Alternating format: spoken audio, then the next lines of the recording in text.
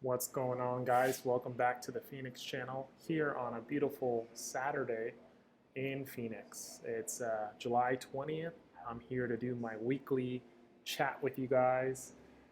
As you guys can see, I'm all decked out in my EOS gear. Check out the shirt and the chain. So y'all know what time it is.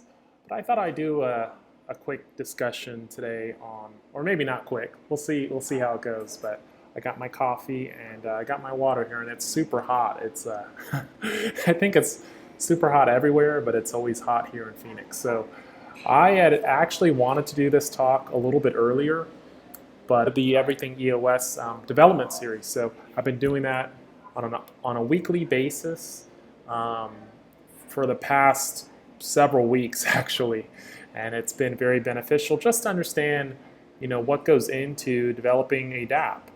I'm not sure how far I'll get ever in developing something that is mass scale, but I think it's always important to have a mix of skills in the blockchain space or any technology you're invested in, right? And so we always talk about what's going on, Captain James. Oh, nice to see you. It's been a while. But it's one thing, I think, to invest in cryptocurrencies from a financial standpoint. I think the other major investment that everybody can do is basically investing in yourself, investing in your education. So those are some of the things I try to do, not only in terms of intellectual investments, but also just your health, you know. And so that's why I was a little bit late today. I want to do a little bit of a run. I got my over 100 push-ups in and sit-ups and all that stuff. So feeling pretty good and ready to go. So hope you guys are also making investments in yourself. You know, yesterday I also did a fast. So definitely feeling good today, ready to go. And I got a series of notes as well that I want to go over with you guys. I know there's been a lot of sentiment in the market as of late with all the news this week coming out of Congress in the United States and concerns about Project Libre and the overall implications of what it might mean for the cryptocurrency space. So I thought we'd discuss that today. There was some comments in the gang about some of this stuff, so we'll be going over all of that. Before I go on with today's discussion, just want to recognize everybody that has stopped through so far on the channel. So far we got Rezi and Captain James, so thanks so much, guys. Want to give a shout out to all the legends, I would call them, who prop in the space and support this channel and the overall crypto community and EOS community, which is cool. So I want to give a shout out to the Crypto Type, my brother there. I make some amazing content. If you guys are looking for some amazing content within EOS, I recommend the Crypto Type for a different flavor. He comes with his perspectives and also talks about governance, which is a pretty heavy topic right now in EOS. I'm going to get to BitMEX for a little bit of everything, you know, crypto education, a little bit of comedy, music, art, and lifestyle. Crypto Feez is your guy for that. And then can't forget about EOS Apologist, who always drops the amazing videos with graphics and really a well thought out argument on different topics within the crypto space and particularly EOS. So if you guys are looking for something like that, definitely check out the EOS Apologist. So with that said, others, Sonata Systems, I'm sure he'll be dropping by. I already mentioned Rezi and anybody else who I'm forgetting. Thanks so much. Shout out to Cypherglass as well, and all those folks that do amazing things on a weekly basis. They're putting out videos. They're like a super army.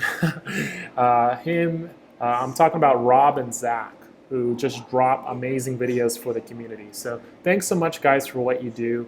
And I don't think the community would be where it is today without that type of involvement. I mean, we have a lot of other personalities definitely in the space, but I think Cypherglass is one of those, especially with their Everything EOS weekly channel, which has done some great things for the community in terms of having that camaraderie. If you look at some of the coordination involved with the DC event, for example, so props to those guys, and hopefully we can get a sense for also some of those things in the East. You know, that's something I've been curious about. Shout out to Sonata, I see you. I've been curious about is in the East, do they have a crypto Feez? Do they have a Phoenix? Do they have a Cypherglass, a Rob Finch, and a Zach? So I'm actually hoping, and I think I mentioned this to you guys earlier, I'm kind of curious to see if maybe we can even organize some kind of a visit to China or somewhere on the East Coast, maybe the whole eastern region of the world, and stop by and meet those guys, chat with them, and work with them. I think that would be amazing. So that's kind of one of my dreams. I'm hoping to save up for that and go with others, because I don't think it would be a good idea just to go by myself. So if you guys are interested in doing that, let me know. I mean, this is not something I'm looking to do like next week, but it's something that we can strategically plan and maybe go as a team and just get to know them, reach out to them, and just develop those connections, because you never know how fast this space is going to evolve.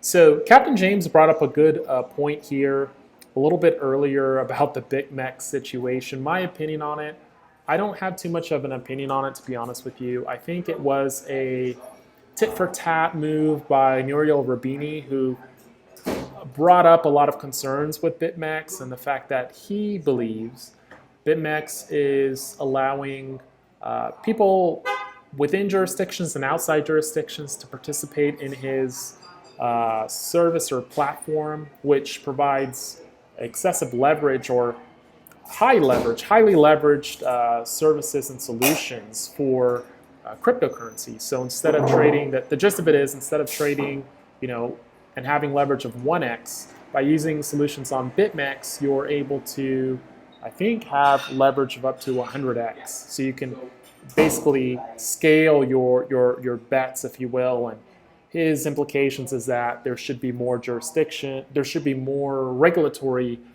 involvement within the space, and he's a criminal and all these things. So I think he's just he's a little salty. Obviously, he's not in crypto. He's a no-coiner. I'm not saying that BitMEX is innocent in this case, but you just have to take what he says with a grain of salt. Similarly to all the FUD we are hearing from Mr. Brad Sherman out of LA. So shout out to you if you're watching, the congressman there out of the Valley who hasn't done shit for LA. But he's proposing to ban cryptocurrencies, which is bullshit. He knows nothing about the technology, but he is liking the cryptocurrency movement to something like a 9/11. So that just shows you where his are the bankers. And as for Nouriel, I think he just wants to be in the limelight in terms of seeking attention. Is there bad things in crypto? Sure, but there's bad things in everything. We just heard this week, and I'm going to find the article and share it with you guys. We just heard this week, for example, that I think it was JPMorgan was caught apparently with one of their ships sending cocaine through the seas, and it was apparently one of their ships. So it just goes to show you that it's all smoke and mirrors, and the fact of the matter is we don't actually know what is true. A lot of these cases we don't know what's true. We only know what I guess what we see with our own eyes. And so a lot of these talks, a lot of the FUD with cryptocurrencies, I think is mostly fear. So you have to be very cautious with how you're viewing a lot of these things, because I think a lot of these people, it's not in their best interest to see things like crypto succeed. And so that's something you're going to need to keep in mind, guys. So with that said, I'm going to see if I can actually bring up the article and share it with you guys. Let's see if we can do that right now so that you guys can see for yourself, right? They have the ship there and what was done about the whole situation. And then I'm going to return to the chat. So here's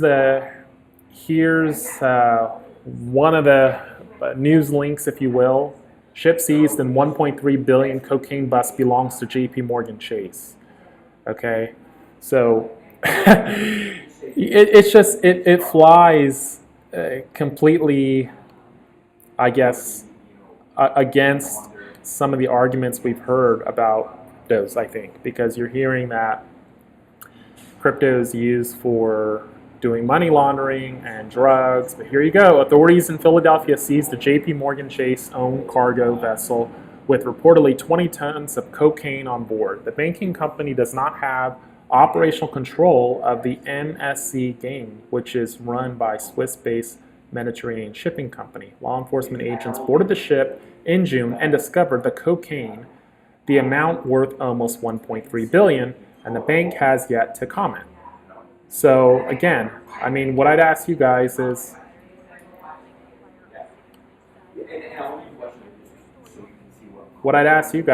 you know,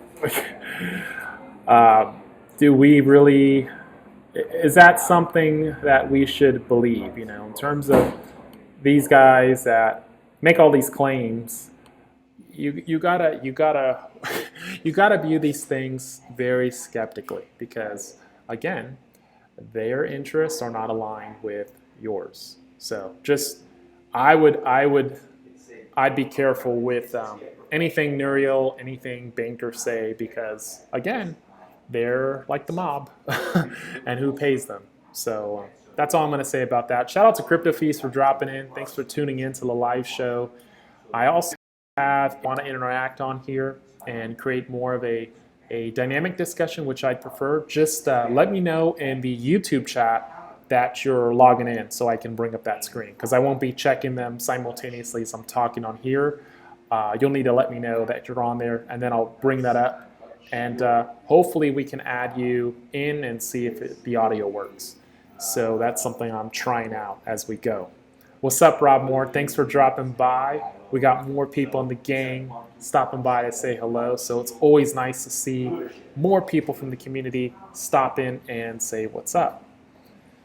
So with that said, we're going to go to a couple stories here. I got kind of an outline of things I wanted to talk about. But I guess what I wanted to start with is really the theme of this week. And what we saw this week is, in my opinion, basically the acknowledgement that many people live in a state of what is termed cognitive dissonance. For those that don't know, cognitive dissonance is, you know, this phenomena that was observed where people react, and they react in such a way when they're approached with information, their beliefs run counter to the information and the facts that are in front of them. And so what you saw in Congress, I think, this week with the Facebook Libre type testimonies and questions is many people who don't have the education in cryptos, and even if they do start to understand the technology, which I think you started to see this week, which was very interesting. I mean, it was many hours to watch, but I encourage all of you to check it out. What you started to see is a fight, basically, and fear. So that's why you're seeing folks like Brad Sherman, you know, make this claim that he wants to ban cryptos because he is now aware that this is a threat to his very existence. And with him being a no-coiner, and the fact that cryptos are permissionless and borderless and disrupt power, it's going to result in a shift in who has the power and who makes the rules. Testimony is the parallels between Facebook and Bitcoin, and maybe even Facebook outstripping Bitcoin, which is ridiculous. And it's funny to me because Facebook doesn't actually meet the requirements of a cryptocurrency, a true cryptocurrency. And I guess you might ask, well, what is a true cryptocurrency, Phoenix? So there's three things I think that distinctly Facebook lacks. And these are major concerns. And that's why these are major concerns from anybody who views Facebook Libre as a true cryptocurrency as opposed to something like Bitcoin. And why I'm not really concerned with it. One is Bitcoin and many others that have followed it are what we all acknowledge as permissionless, meaning I can send you coin, right? I can send you cryptocurrencies, Bitcoin, EOS, without permission from a centralized entity. I don't need to ask permission from them. I can simply use the code and the tools and the protocols and send that value peer-to-peer. With Facebook Libre, because of all the AML KYC, it's likely that's not going to be the case. You're going to have to ask for permission, and there is a good chance that if you get on their bad side, that permission can be revoked. So that is a risk to anybody who chooses to use and who sees Libre in the same context as a Bitcoin, as a Litecoin, as an EOS. So you don't want to conflate the two, especially if you're in the crypto space. But I thought I'd just mention that for anybody who's looking for the first major point. And it's, again, permissionless. Permissionless feature of cryptocurrencies, the classical cryptocurrencies, are permissionless. They do not require any permission to send and transact. The second major point is the censorship resistance. We know historically that Facebook has a history of censoring people that maybe they don't agree with, right? Who have expressed crazy views in their eyes about things like health, politics, finances. It could be a lot of different things. And you can best bet that as the government seeks to have more of a role in Facebook Libre, they will also have some influence on potentially what is kosher and what is not kosher.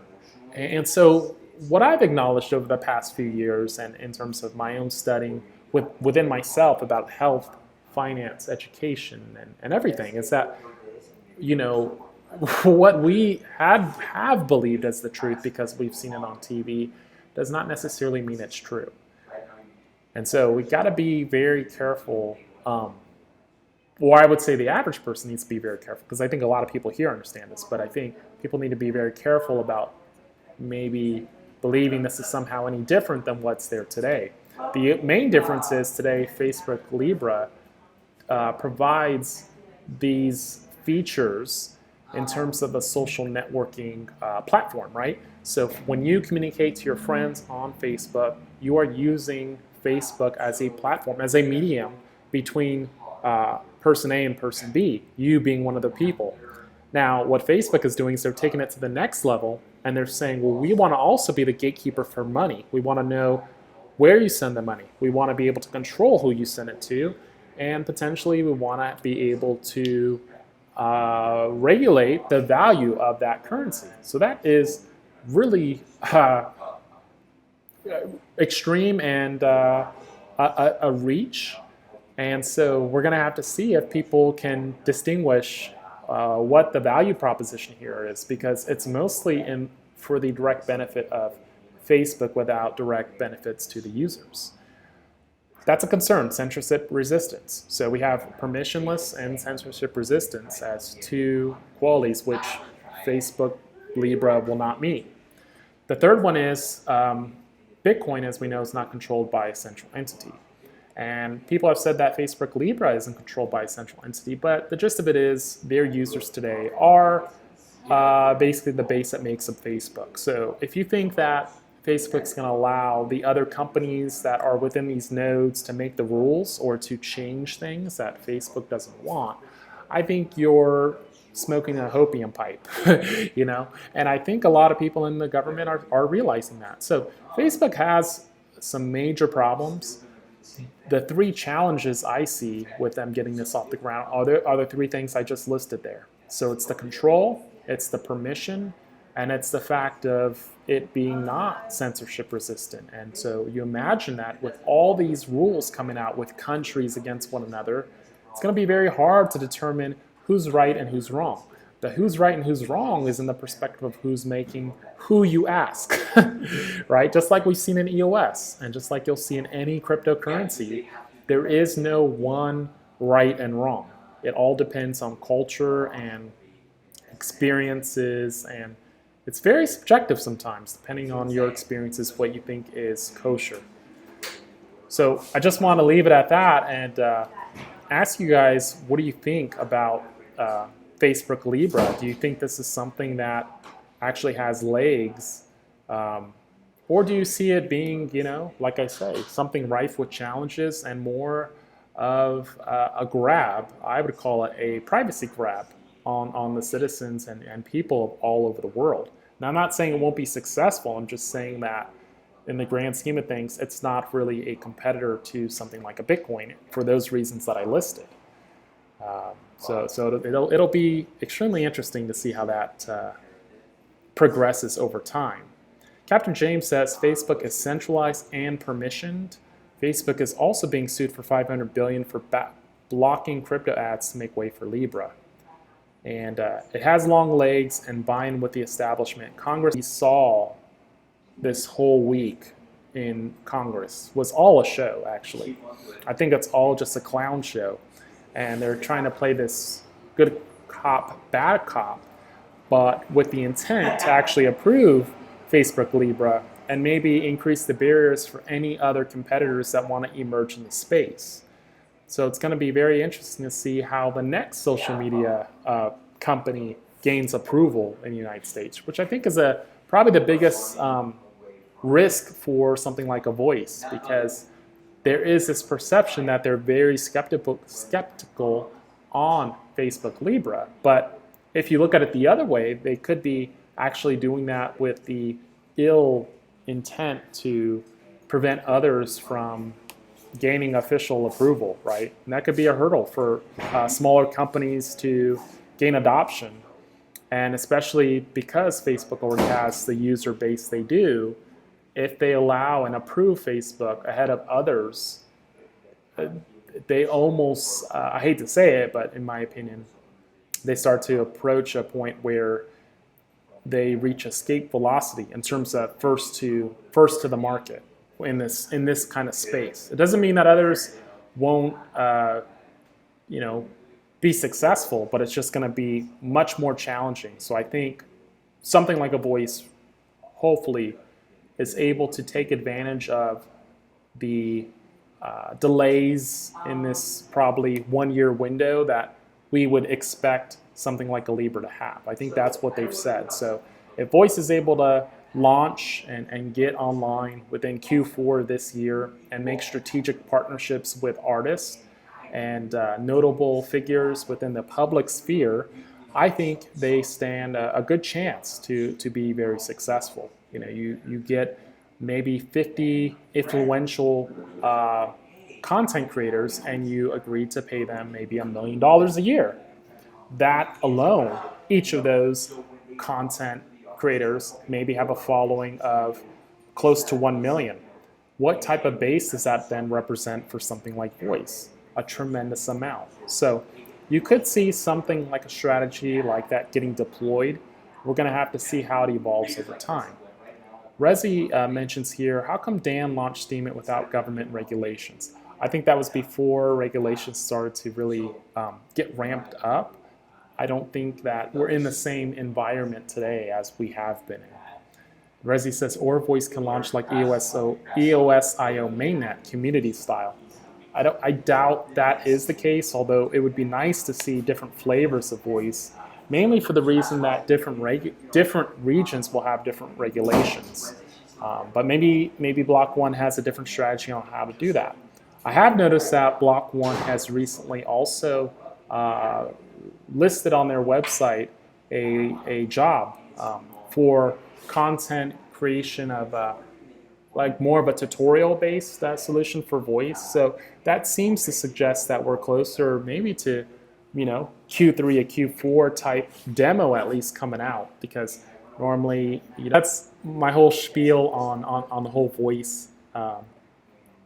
I guess what happened this week, I thought it was interesting. It's not related to EOS or really even Bitcoin or anything like that, but it is substantial, for everybody in the cryptocurrency community. So what else did we see this week? From that, distraction and confusion for most non-vets of the crypto space. A lot of people got worried when they started to hear the tweets from the president, obviously, and you're seeing a lot of people try to get up to speed on what this technology is. Some people still don't understand it. They think it's a scam. I mentioned Brad Sherman already calling for an outright ban on cryptocurrency. You guys can look at that. And wild price swings of things like Bitcoin. I think we had some days where we were over 10, 20% moves in a single day. So anybody who was caught red-handed in that or freaked out, Like I say in the Telegram chats a lot of the times, Bitcoin has a way to punish people. And so what I mean by that is it's very punishing in a sense that the moves are fast and swift. So you can't necessarily time these violent moves in Bitcoin. You can't time them. It's very hard to. If you end up timing them and end up selling and buying, you end up getting burned usually, because what happens is you end up selling when the market is down, and you tell yourself that you're going to buy back in, but by the time you do, Bitcoin has already made a $1,000 move, and many people weren't here pre-2017 or pre-2018. Maybe they got in late 2017, so they don't have maybe that context for seeing the types of explosive moves that we all know are possible. This space, we haven't seen it quite often. We haven't actually seen it, quite honestly, in a long time. But I expect that to happen. I think that you will start to see that. And I have some reasons that explain why I think we'll start to see that. I think it's partially because more people are starting to get this, and there is a limited demand on the amount in circulation. And as we get to see more interest, as more custodial solutions come online, it's going to become a race to, I guess, gain influence in the space. Now, Rubini also makes a point here in which he says that Bitcoin is far less secure than fiat in a bank. And to those arguments, and people have, even people in our Telegram chat in the gang were saying, like, many people don't get Bitcoin, or why don't we just keep it in the bank? The adoption isn't there. People don't get it. Well, anybody who makes an argument about, I guess, Bitcoin versus, a bank and which one is more safe. First of all, keep in mind that, at least in the United States, okay, your account is insured up to $250,000. If you have more than $250,000 in your accounts, you're protected up to the $250,000, okay? You're insured. Now, think about it a little bit more, though. When the FDIC says that they're insuring your account, that just means that they're going to provide you that money, that fiat money, in the event of a bank failure. It doesn't necessarily guarantee that people will accept those dollars, okay? And what I'm getting at is you could see a case where the trust in the dollar starts to fade away, the purchasing power starts to decrease. So even though you have insurance, what good does it give you if you can't actually buy anything with the amount that you receive from you're speculating. You're speculating no different than people who are speculating in Bitcoin. You're speculating that people will continue to trust the ability and acceptance of US dollars. That doesn't necessarily mean it's going to happen, and many people may have trouble with cognitive dissonance with the reality of things because of maybe things being the way they have been for so long. But you mustn't get those confused. And so what I'm starting to see is, and really the summary of the past several decades, even before our time, especially a lot of the younger people, is you have a sequence of very bad decisions being made that undermine the trust and faith of fiat currencies, right? So when you look at it, you go back to even something as recently as the 2006-2007 crisis. There was really no accountability on bringing the people who brought the system down to justice, right? They got away scot-free, and none of the problems were fixed. They were actually swept under the rug. So people are starting to realize, and especially a lot of the younger people who don't actually have skin in the game, in this case, assets to lose, that they have nothing to lose. So investing in Bitcoin or staying in fiat, it's an easy decision. I would argue it's a very easy decision. For people that have skin in the game, it's maybe a little bit easier because, it's a little bit easier to hold established assets, right? Because they have far more to lose. But the population as a whole, those groups are aging. And the people that are coming up who don't have as much to lose are basically the ones that are working more, right? They're starting to become more influential in the workspace and in society. So what do you think is going to happen? And so how you respond to this, as Simon Dixon said, and I encourage you guys to take a look at his video, is, you know, really what you're doing is you have to speculate in some way, whether you speculate in the dollar, your 401k, if you believe your pension is sound, all that is speculation and belief in this narrative that you've been fed. Doesn't necessarily mean that that's going to be the case when you need the money or you need the value. And so is Bitcoin guaranteed to go up? No, it's not. But at the same token, none of these other established systems of value are guaranteed to remain the way they are today. Do I think they'll have a role? Sure, they'll have a role in paying taxes and other governmental services. But in terms of a store of value, it may not be that you want to hold US dollars. And so that's why I've been encouraging a lot of people, even around me and my family, to really start getting into cryptos, start getting into Bitcoin, at the very least Bitcoin, at least hold one. That's been our discussion internally here, to not to get rich, not to have a Lambo, but really as a method to hedge against risk in the system, because there is no accountability with the current system, and you're going to have the same thing happen as what happened in 2006, 2007. The market seized up and can't function. So what are you going to do in that case? You're going to go complain to the government? I mean, they're not going to do anything. You got the President of the United States right now saying that they should lower the value of the dollar even further, right? And we have deficit ceilings that are coming due. There's a potential for a government shutdown. There's major risks for the market. So we got to be aware of all these things, guys. And basically what I'm trying to tell you is don't fall for the head fakes that all this FUD, don't fall for it, okay? It's all just noise and bullshit is what it is. People trying to basically juke you out of your position, okay? Shake you down for what you got. And can't be like that, okay? You gotta have strong hands. That's that you have right now. Are a way of voting in a sense of within a failed system, because voting in the traditional sense doesn't work. So when you vote with your dollars and you vote with your crypto wallet, you're sending a message that you're not messing around. And the more stake you have in this, the more influence potentially you'll have in the future. That's my belief. I'm staying with it, staying with EOS and Bitcoin, and even our brothers in Ethereum. You know, some of those projects that I had helped out in the beginning, you know, we're all one family here. So when one wins, all win. So Sonata says here, country needs term limits across the board, lower flat tax, and a mandatory balanced budget. And I agree. The only way we get there is, again, voting with your wallet and having strong hands to resist threats of disruption to crypto trading, for example. And so that actually goes into our next point, because right now, probably it's more bullish than ever in terms of cryptos, I would say.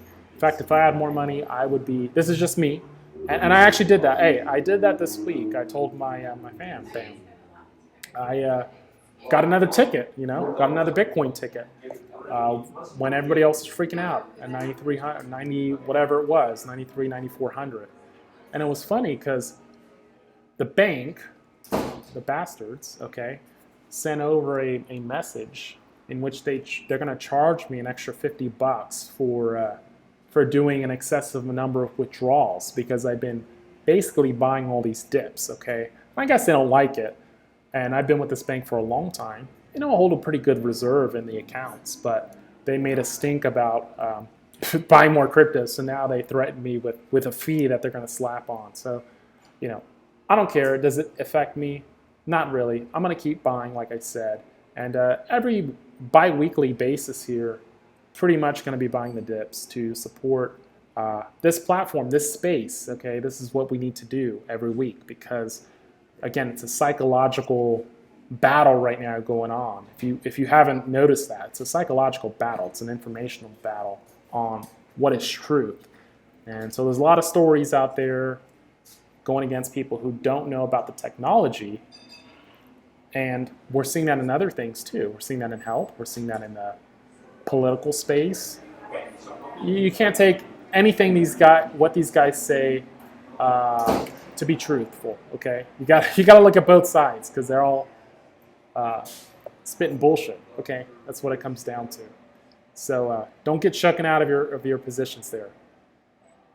So what I was going to, guys, is really what you have right now is a couple trends, okay, that are going to move this space higher. We talked about the debt ceiling and the ever-expansive United States military. Okay, this is not political. This is just the trends over the past, let's say, couple decades. Okay, so that has something to even do with Trump. You have the government debt returns, the bond yields going down. Okay, that means that these pensioners who have their money, a lot of them don't have any control in this. Okay, they have managers. Unfortunately, I go to these lunches, I get bought off like prostitutes. You know, they take them to some cheap dinner, like a lobster dinner, and these people get bought off to make stupid decisions for these poor pensioners that have their money in these state retirement systems. What's going to end up happening is they're going to end up blowing up because a lot of these assets are worth zero or basically shit, okay? But there's all these tricks and funny business going on. So what does that mean for the pensioners? Well, what does it mean for the pension system? Well, what it's going to mean in the short term is that to make their payouts, they're probably going to have to sell those assets as opposed to depending on the yields. This is ultimately going to lead to one of two things, either a default on the system or an outright cut in the amount of pension cash they issue to the pensioners, right? Either way, it's a shitty situation. It's a really shitty situation, and unfortunately, there's going to be no justice in who made these decisions for these pensioners. So that's one major issue. We already talked about the huge government ceiling issue. Okay, you have deficits, and this has nothing to do with Trump. It's just decades on end, and worse as of late. So there's also a co-opting of agencies, financial agencies, for rating securities as good or safe. And guys, for those that don't know, when you have these rating agencies on bonds, whether it's governmental bonds or company bonds, like private bonds, the rating they assign basically drives the yield. So the lower the risk on the bond, the lower the yield. The higher the risk, the higher the yield. What you have right now is a distortion in the risk that is assigned to these assets. And a lot of these rating agencies are saying there's no risk. They're very low risk, they'll pay. But ultimately, this is the black swan of the system because a lot of these are getting ready to blow up, unfortunately. Okay, and these people don't realize it. So that is a huge black swan. You got, again, payoffs and prostitutes that get paid off to do this work. Can't trust what they say, guys. So easy money is lent to these businesses through these bond offerings. They're able to get these for virtually 0% interest. And what do they do with that money? They take that money and buy back their stock. That pushes the stock market up, and everybody feels like it's wealth being created, but it's not. It's just all smoke and mirrors, and it's all going to fall on its face. So don't get caught with your pants down, buying into this whole game, because as you can see in my little 10-minute spiel here that I gave you guys, it is all just fakery. It's like magic to trick people into thinking something that isn't really true. So then you got the student loan crisis. That would be item 3 that we're mentioning here. So you got a lot of these people that are ramped up in student loan debt, a lot of them with over $50,000 in debt. Do you really think that they're going to have the money to spend to keep the economy running? No. And so really the system has two options. One is print more money and inflate the shit out of things, or make it collapse. Either way, you don't want to have your money or your family's money linked to that. You want to have a way to hedge it. So investing in Bitcoin, investing in Ethereum, investing in EOS are ways to do that. For those that are new, I would say stick with something like Bitcoin. That's my personal opinion. A lot of people are flocking to invest in properties to hedge their risk, but I think something like property, again, you're hedging, you're speculating that the local government who is within that region where you own your property is going to work with you and is going to assign fair taxes. They're not going to out-tax you. It is confiscatable. Just because you own your place doesn't mean that you own it. You still have to pay taxes. You still have to adhere to whatever the government says. You can't just pick up your asset and go somewhere else. I'm for assets that allow us to maybe think global, and that's what I'm about. That's what this channel is going to start being about, is not thinking local, not even thinking Arizona. We go where we're treated best. If that's going to be in the United States, if the president, whoever it is, and this is not political, it's not against Trump, but I'm just saying, if people here don't want to deal with the crypto holders, we're going to find a place that does. If a state cryptos, so that we can be heard as constituents, right? As people, as stakeholders in this space, because that's what you are. When you work and create value, you are a stakeholder into what you pay into. So that's kind of my spiel on the whole thing that happened this week in terms of Congress and where the space is going. And again, don't get shaken out, guys, out of all the FUD that you're hearing. I think the next step is going to be, again, in terms of price, if that's what you're wondering about, you'll see Bitcoin hover between $8,500 to $14,000. And I've said that before. I'm, definitely on the 9,000-ish levels buying that dip. I have been doing that for some time now. I think you'll see some more of those in the short term. But I think long term, you're going to see moves much, much higher. In fact, way past the all-time highs for at least Bitcoin. I think EOS, I'm a supporter. I hold EOS, a significant amount of EOS still. I haven't sold any EOS. I think there's some things that we need to work on in terms of governance. EOS New York, shout out to Kevin Rose, had released some news that he's going to be coming out with a proposal for the entire community to deal with this governance issue, this vote buying issue, which needs to be resolved. Because let's face it, you can't, I don't know how sustainable this current system is. So that's a major concern. Again, it's not enough of a concern for me to sell, but I think it's something we need to resolve. But I really appreciate and I love EOS for the fact that we have these uncomfortable discussions, which is amazing to me. What other cryptocurrency, community is having these uncomfortable discussions? Everybody else is in denial about the risk and issues with centralization or cartels that basically run these networks, Bitcoin included, by the way. So that's a tremendous kudos to something like EOS.